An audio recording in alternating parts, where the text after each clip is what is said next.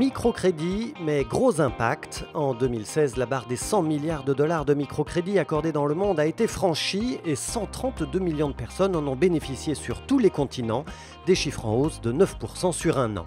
Première région du monde concernée, l'Asie du Sud. Elle a enregistré plus d'emprunteurs que dans le reste du monde, 78 millions de personnes.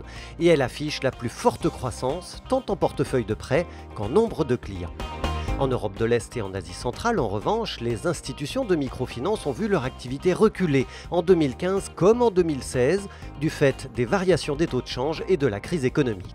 Cela dit, les mesures politiques prises face à la crise laissent espérer des améliorations. La région Amérique latine et Caraïbes, de son côté, reste championne mondiale par le montant des microcrédits accordés. Les encours de prêts y dépassent les 42 milliards de dollars, loin devant toutes les autres régions.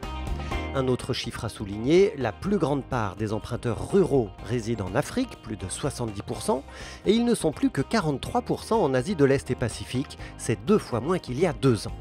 On remarque également que les femmes représentent l'essentiel des clients de la microfinance sur la planète, et si ce n'est pas tout à fait vrai dans chaque région, c'est en revanche flagrant en Asie du Sud et dans le Pacifique. En Europe de l'Ouest, la microfinance est discrète, mais en fort développement. Le secteur progresse de plus de 12%, avec 2,5 milliards d'euros de prêts accordés à 750 000 personnes en 2016. Quant à la France, on y dénombrait l'an dernier 20 000 microcrédits professionnels qui créent de l'activité et de l'emploi, ainsi que 17 000 microcrédits personnels. Des chiffres qui démontrent le dynamisme du secteur.